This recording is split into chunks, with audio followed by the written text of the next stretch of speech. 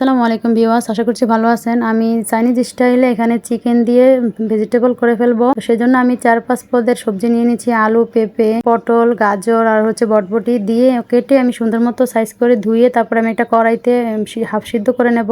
সেজন্য আমি পানিটা দিয়ে আমি একটু লবণ পরিমাণ মতো দিয়ে একটু ফুটিয়ে নিচ্ছি। 8% মতো হওয়ার পরে আমি উঠিয়ে ছেঁকে নিয়েছি। নিয়ে আমি একটা কড়াইতে এখানে 4 পিস করে নিচ্ছি। আমি 10-12টার মতো এখানে পেঁয়াজ 4 পিস করে ভারী করে নিলেই হয়। আর হওয়ার পরে আমি পেঁয়াজটা একটু ভালো মতো ভেজে নেওয়ার পরে আমি চিকেনটার সাথে দিয়ে দিচ্ছি। আর গোলমরিচ আদা চামচ আর আদা রসুনটাও আমি আধা চামচের মতো দিয়েছি। আর জিরের গুঁড়োটাও আধা চামচ দিয়ে আমি এখানে সয়া সস দিচ্ছি 3-4 চামচের মতো দিয়ে আমি একটু ভালো মতো নেড়ে চেড়ে একটু কষিয়ে নেব। তারপর আমি এখানে 2-3 চামচের মতো আবার একটু সস দিয়ে দিচ্ছি। সস দেওয়ার পরে একটু লবণ পরিমাণ মতো দিয়ে আমি কষিয়ে নিয়ে তারপরে এখানে আমি সবজিটা সবগুলি দিয়ে দেবো। দিয়ে একটু মশলার ভিতরে আমি সবজিটা সবগুলি একটু ভালো মতো মিক্স করে নেব। মিক্স করে আমি সুন্দরভাবে এখানে 1.5 কাপের মতো পানি দেব।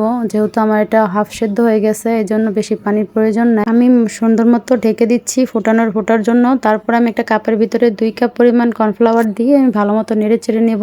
থিকনেসটা একটু ঘন হয়ে আসার পরে আমি কাঁচামরিচ দিয়ে উঠিয়ে নিচ্ছি। তো সব আপনারা চাইলে ফ্রাইড রাইস দিয়েও খেতে পারেন সবজিটা, বা এখানে পরোটা দিয়েও খাওয়া যায়। কালারটা অনেক সুন্দর হয়েছে। তো সবাই বলবেন কেমন হলো। আল্লাহ হাফেজ।